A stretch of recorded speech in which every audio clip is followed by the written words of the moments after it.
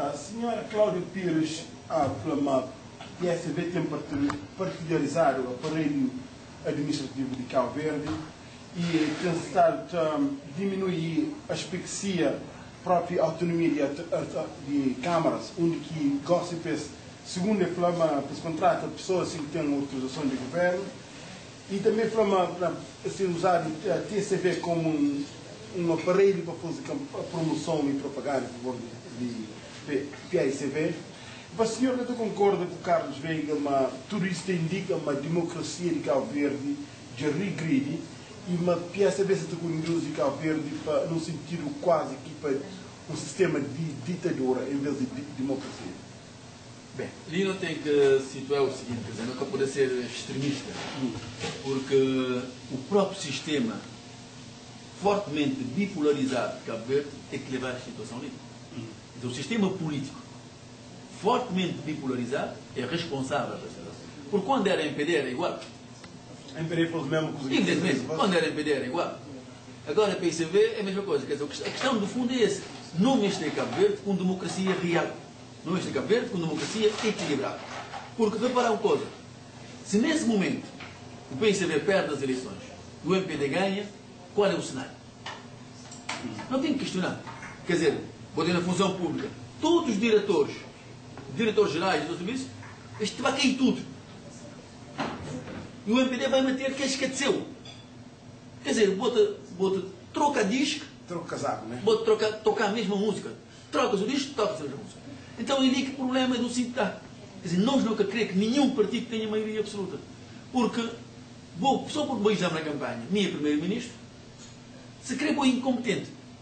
Mas porque vou exame minha bom amigo, não tem para fiscal, não tem para diretor do gabinete de frontal. Mas, no entanto, lá dentro do próprio gabinete, do próprio serviço, tem um quadro competente, talvez porque ele é o MPD ou porque ele é PSB, um cantante mal. Esse é o problema de fundo de Cabo Verde. E é um problema que, do nosso ponto de vista, que tem estado de denigrir a própria imagem de Cabo Verde. No entanto, efetivamente, boca de poder recrutar pessoas, mas pronto, esse é um problema do Orçamento de Estado. Lei de enquadramento do Orçamento de Estado é aprovado na Assembleia. E os partidos estão na Assembleia. Porquê é que nós votar contra, é verdade. Apesar do sítio ter votado em algumas vezes a favor do orçamento.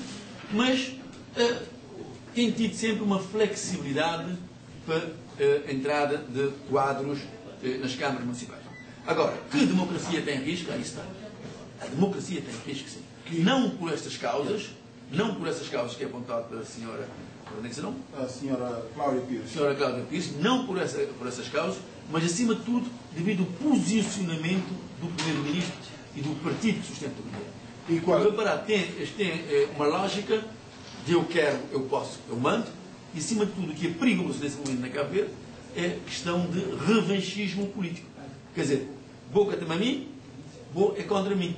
E está a utilizar, o governo do PICV e o próprio PICV, está a utilizar, às vezes, manobras políticas extremamente perigosas, que é para tentar silenciar o opositor político. Ali é que está o perigo da nossa democracia nesse momento.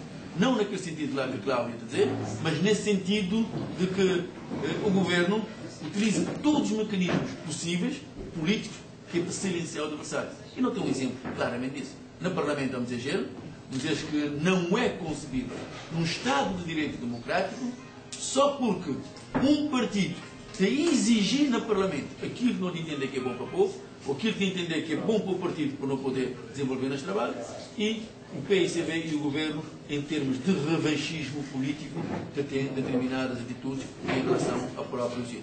Esse é que é o grande perigo que não tem. Porque o resto, o MPD fez, o PICV está a fazer igual. E se trocar, vai ser igual. De forma que nós não tentamos... Qual é a solução para isso? A solução é um Parlamento equilibrado. É um Parlamento equilibrado. Quer dizer, evitar que qualquer governo que esteja a governar Cabo Verde tenha maioria absoluta. Porque quando se diz, não, na América vou ter dois partidos. Está bem, na América um senador pensa que é a própria cabeça. Ele chega lá no Senado, se ele entender que essa garrafa é vermelha, ele vai defender que essa garrafa é vermelha. Na Cabo Verde, não. Na Cabo Verde, se me olhar que essa garrafa é incolor, mas se um 5 de dezembro essa garrafa é preta, então vai dizer que ele é preto. quer dizer, um bocado pensar com a minha própria cabeça.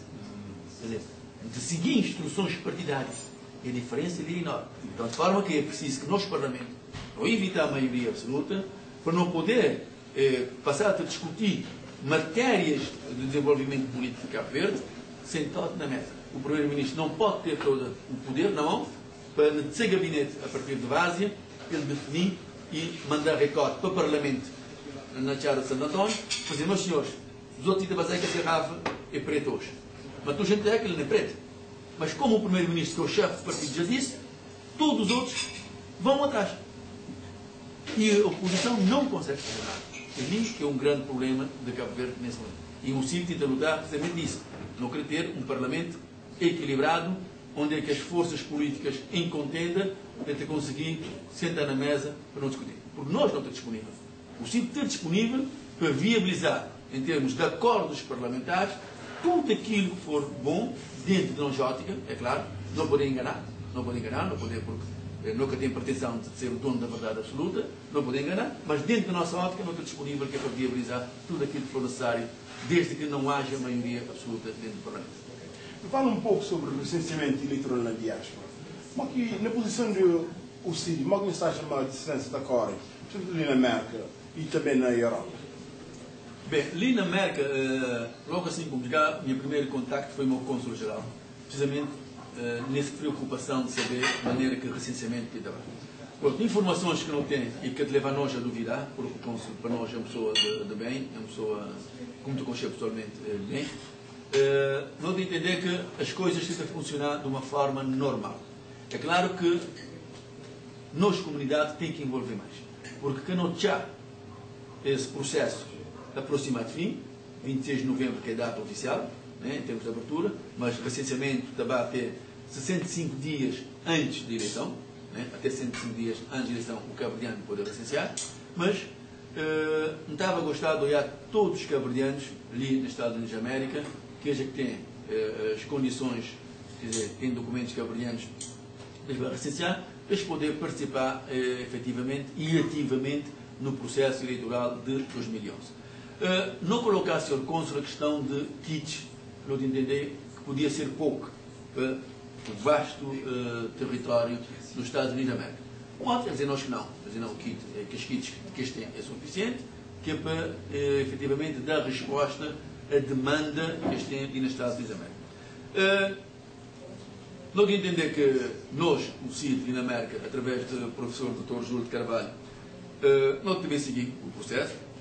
E se não notar que há alguma anomalia, não devemos tomar as medidas que se tem a impor, que é para conduzir o processo da melhor forma. Agora, não tem dificuldades na Europa. Tem dificuldades na Europa e não tem dificuldades na África. E ali já não tinha mostrado nós desagrado na São Vicente, numa conferência de imprensa sobre essa matéria, porque nunca saber se Alberto tem conhecimento. O CIP foi pura e simplesmente colocado fora de todo esse processo. Quer dizer, um partido que é um partido nascido na imigração, um partido que tem grande sensibilidade para imigrantes, o governo, naquela lógica de eu quero, eu posso, eu mando, e na lógica de revanchismo político, de apanhar um partido que eu uso, ou fora. Quer dizer, não tem 2 deputados, é verdade. Mas a quantidade nem sempre é sinónimo de qualidade. Não poder ter 2 e não valer para 10 ou para 15.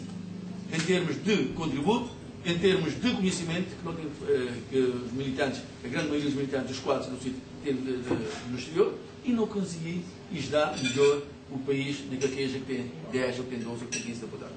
Fora que o sítio fora de todo esse processo, mas nós, pessoalmente, não temos estado atentos assim. De forma que na Europa, não recebi ainda ontem um e-mail do nosso presidente regional do sítio na Holanda, de colocar questões de grandes preocupações em relação ao recenseamento na Holanda, na Portugal e em aspas. De forma que não fica bem seguir todo esse processo, não te esperar que o governo deve dar atenção especial a esse processo, porque os imigrantes têm contribuído cerca de 11 a 12 milhões de conto por ano para o produto interno bruto de Cabo Verde.